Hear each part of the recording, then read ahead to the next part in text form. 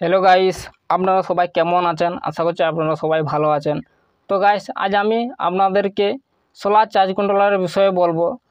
তো guys, solar charge controller দু রকমের হয়। একটি হচ্ছে PWM চার্জ কন্ট্রোলার আর একটা হচ্ছে MPPT চার্জ কন্ট্রোলার। তো গাইস,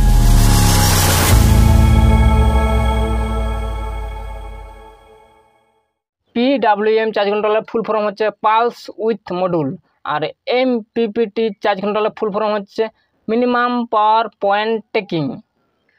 তো এখানে যদি PWM চার্জ কন্ট্রোলের বিষয়ে সবার প্রথমে বলি, তো এখানে PWM চার্জ কন্ট্রোলার আপনারা অনেকে সস্তা দামে পেয়ে যাবেন বা কম দামে পেয়ে যাবেন, প্রায় 200 থেকে 300-র মধ্যে পেয়ে যাবেন।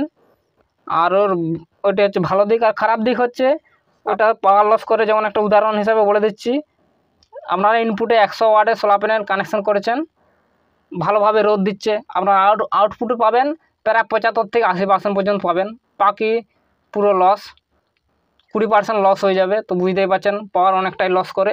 আর আপনারা যদি MPPT আপনারা পেয়ে যাচ্ছেন 95 থেকে 98% পাওয়া যাচ্ছে। তো এবারে PWM চার্জ কন্ট্রোলার বললাম যেমন অনেক কম দাম, আর খারাপ দিক হয়েছে বললাম পাওয়ার লস হয়। আর MPPT চার্জ কন্ট্রোলারের দাম অনেকটাই বেশি, আর ওখানে পাওয়ার লস অনেকই কম হয়। 5% না, আমরা ধরে নিন 5%, তার চেয়ে কম হয় 98%। যদি ভালো কোম্পানির হয় 98%, মানে প্রায় 2% কম হয়। এখানে আপনারা যেহেতু আমি 5% ধরছি, তো আপনারা এখানে PWM তো অনেক কম দামে পেয়ে যাচ্ছেন, MPPT চার্জ কন্ট্রোলার অনেকটাই দাম বেশি। যেমন ধরে নিন আপনারা মিনিমাম পেয়ে যাবেন এখানে সবথেকে ছোটো বলতে পেয়ে যাচ্ছেন প্রায় 700 থেকে শুরু, ধরুন 600-700 থেকে প্রায় 1000, 1200, 3000, 5000, যেমন পাওয়ার সেট আপ লাগাবে সেই অনুযায়ী দাম।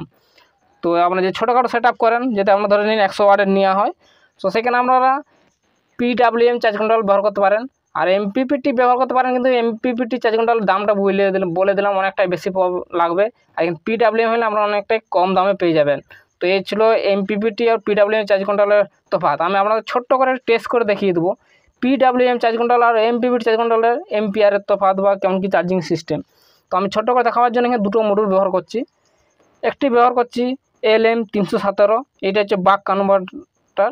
আর এটা LM2596, এটা হচ্ছেও বাক কনভার্টার। দুটোই কিন্তু বাক কনভার্টার, কিন্তু দুটো কাজ আলাদা। এটা যে LM317 যেটা রয়েছে, এটা হচ্ছে PWM চার্জ কন্ট্রোলার হিসাবে কাজ করবে। আর একটা হচ্ছে যেটা LM2596 রয়েছে, এটা হচ্ছে MPPT হিসাবে চার্জ করবে, কন্ট্রোলার হিসাবে কাজ করবে। তো আমরা উদাহরণ দেখে দিচ্ছি। সবচেয়ে কম দামে পেয়ে যাবেন PWM, এখানে LM317 ব্যবহার করে দিচ্ছি। দেখুন তফাৎ কী রয়েছে।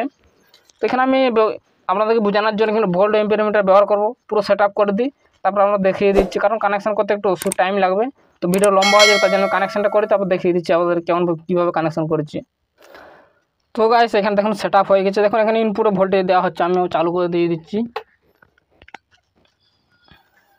তো দেখুন ইনপুটে ভোল্টেজ হচ্ছে 19.2 ভোল্ট, আউটপুটে ভোল্টেজ আসছে 12.5 ভোল্ট। যেমন লিথিয়াম আয়ন ব্যাটারি চার্জ করার জন্য 12.5 ভোল্ট। এখানে স্টেপ ডাউন করে কাজ করছে, আপনারা চাইলে হচ্ছে কম ভোল্টেজ বা বেশি ভোল্টেজ করে নিতে পারেন। তো আমি এখানে ঘুরিয়ে আপনার ভোল্টেজ রেগুলেট করে নেবেন। দেখুন এখানে ইনপুটে কিন্তু 19 ভোল্ট যাচ্ছে, আউটপুটে 8.7 ভোল্ট। আমি এখানে 12.6 ভোল্ট করে দিচ্ছি। তো দেখতে পাচ্ছেন এখানে 12.6 ভোল্ট আউটপুটে স্টেপ ডাউন করে আউটপুট দিচ্ছে। যেহেতু সোলার প্যানেল আপনারা জানেন ইনপুটে 12 ভোল্ট নয়, 12 ভোল্ট সোলার প্যানেল বলতে পারে, কিন্তু ইনপুটে 18 থেকে 22 ভোল্ট পর্যন্ত আউটপুট দেবে সোলার প্যানেল। কারণ সেই হিসাবে ধরুন এখানে ইনপুট আমি 19 ভোল্ট দিচ্ছি। এখানে পাওয়ার সাপ্লাই ব্যবহার করছি, এখানে সোলার প্যানেল ব্যবহার করছি না, কারণ সোলার প্যানেল দিয়ে আপনাদেরকে ঠিকঠাকভাবে বোঝানো যাবে না, কারণ আপ ডাউন হতে থাকবে এম্পিয়ার, তার জন্য আমরা ঠিকঠাক বুঝতে পারবেন না। তার জন্য এখানে পাওয়ার সাপ্লাই দিয়ে দিচ্ছি। দেখুন এখানে ইনপুটে দিচ্ছি 19 ভোল্ট।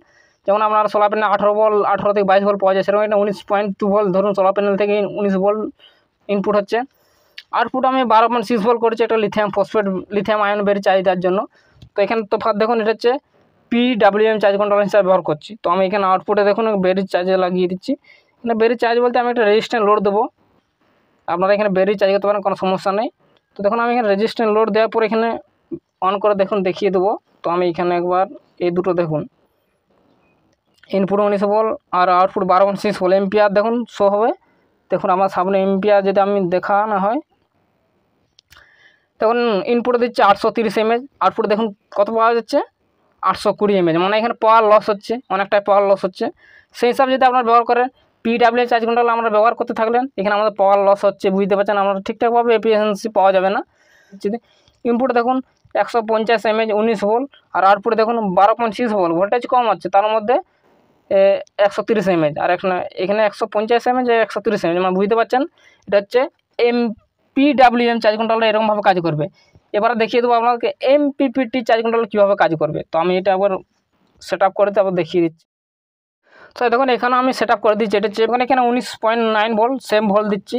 আউটপুট আমি সেট করে নিচ্ছি 12.56 ভোল্ট, আমি এখানে একটু আপ ডাউন হচ্ছে, একটু 12.6 ভোল্ট করে দিচ্ছি, যেমন আমরা দেখিয়েছিলাম আগেরটায়।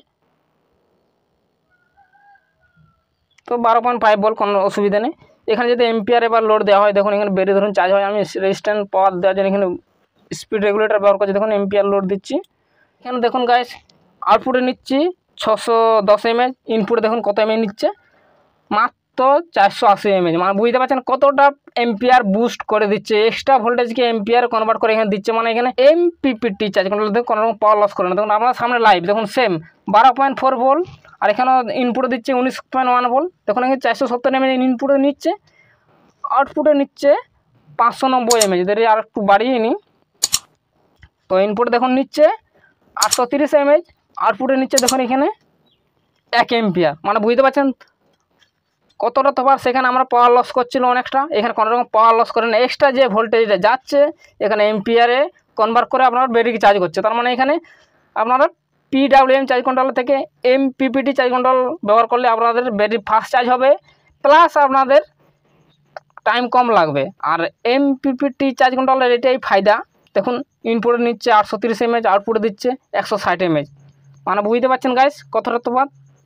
এরকমভাবে যদি আপনারা যদি এই PWM চার্জ কন্ট্রোল ব্যবহার করেন, এতটা পাওয়ার পাওয়া যাবে না, কোনো ধরনের সম্ভব না, আমরা লাইভ দেখিয়ে দিলাম। তো দেখুন এখানে 19.2 ভোল্ট, দেখুন 130 mAh, আউটপুট 130 mAh, কম এম্পিয়ার নিলে কোনো ফায়দা হচ্ছে না, আমি যদি বেশি এম্পিয়ার নেওয়া হয় সেই ক্ষেত্রে দারুণভাবে কাজ করছে গাইস। দেখুন এখানে 420 mAh, আউটপুটে নিচ্ছে 520 mAh, মানে কতটা এফিসিয়েন্সি বুঝতে পারছেন, অনেকটা, মাত্র 0.2% লস হচ্ছে, খুব একটা লস হয়নি, 0.2% লস হচ্ছে, ওয়াট হিসাবে ক্যালকুলেট করুন। ইনপুটে আপনাদের 19 ভোল্ট 420 mAh, এবার গুণ করে ওয়াট কত ওয়াট হচ্ছে, আউটপুট দেখুন এখানে 12 ভোল্ট, এত এম্পিয়ার, মানে অনেকটাই কম, 2 থেকে 5% লস করবে, কিন্তু আমাদের PWM চার্জ কন্ট্রোলার অনেকটাই পাওয়ার লস করবে। এই ছিল PWM ও MPPT চার্জ কন্ট্রোলার বিষয়ে কথা। তো আপনারা যদি ব্যবহার করেন, আমি বলবো অবশ্যই MPPT চার্জ কন্ট্রোল ব্যবহার করেন। হ্যাঁ, এটা মানছি যে গাইস MPPT চার্জ কন্ট্রোল অনেকটাই বেশি দাম, তো সেই ক্ষেত্রে আপনারা PWM চার্জ কন্ট্রোল ব্যবহার করলে আপনাদের অনেকটাই কম খরচা হবে। যদি আপনারা ছোটোখাটো সেট আপ করেন, ধরুন অনেক ছোট্টখাটো, আপনারা বলবো এরকম MPPT চার্জ কন্ট্রোলার নিয়ে ভালো হবে, কিন্তু যদি আমাদের বাজেট থাকে, আর যদি বাজেট না থাকে আপনারা PWM নিতে পারেন, কোনো অসুবিধা নেই। যদি বলেন না কোনো ব্যাপার নাই, আপনারা দিয়ে দিচ্ছেন ইনপুটে দিচ্ছেন 100 ওয়াটের জায়গায় 120 ওয়াট ইনপুট দিয়ে দেবেন, আউটপুটে আপনারা আরামসে পেয়ে যাবেন তারা 100 ওয়াটের কাছাকাছি। তার মানে এখানে 20% লস হয়েছে, তো কোনো সমস্যা নেই। আর যদি বলেন যে আমি লস করতে চাই না, আরেকটা গাইস MPPT ও PWM আর একটা ফায়দা বলে দিই। তো আপনারা MPPT যে চার্জ কন্ট্রোলার, এটা হচ্ছে আপনারা মেঘলা ওয়েদারও ভালোভাবে ব্যাটারি চার্জ করতে পারবে, কিন্তু PWM চার্জ কন্ট্রোলার আপনারা ভালোভাবে চার্জ করতে পারবেন না, যেহেতু আপনারা যত এম্পিয়ার ইনপুট দেবেন, যেহেতু মেঘলার সময় এম্পিয়ার ইনপুট বেশি পাওয়া যাবে না, সেখানে এম্পিয়ার অনেকটাই লস হবে। তো বুঝতে পারছেন আপনাদের খুব একটা পাওয়ার এফিসিয়েন্সি হবে না যদি PWM চার্জ কন্ট্রোল ব্যবহার করেন। এখানে আমি ব্যবহার করছি MPPT চার্জ কন্ট্রোলার। তো এই ছিল MPPT ও PWM চার্জ কন্ট্রোলের বিষয়ে, আর এরভাবে কিছুই বলার কিছু নেই। যদি আরও কিছু প্রশ্ন থাকে অবশ্যই আমার কমেন্ট করে বলুন। আপনাদেরকে এটা আমি পাওয়ার সাপ্লাই দিয়ে টেস্ট করলাম, আপনাদেরকে একটি সোলার প্যানেল দিয়েও টেস্ট করে দেবো, এটা আলাদাভাবে ভিডিও বানাবো। একটা সোলার প্যানেল দিয়ে আপনারা পুরো টোটাল টেস্ট করে দেখাবো কত এম্পিয়ার ইনপুট ও কত এম্পিয়ার আউটপুট, সেটাই সেম এরকমই কাজ করবে। দেখুন এখানে তো এই ছিল PWM ও MPPT চার্জ কন্ট্রোলের বিষয়ে ছিল। তো গাইস ভিডিও আজ এই পর্যন্ত। ভিডিও যদি ভালো লাগে অবশ্যই লাইক করুন, কমেন্ট করুন, বন্ধুর সাথে শেয়ার করুন, আর চ্যানেল যা সাবস্ক্রাইব করেনি অবশ্যই চ্যানেল সাবস্ক্রাইব করে বেল আইকন টিপে অন করে দেবেন। দেখা হবে পরের ভিডিও, বাই।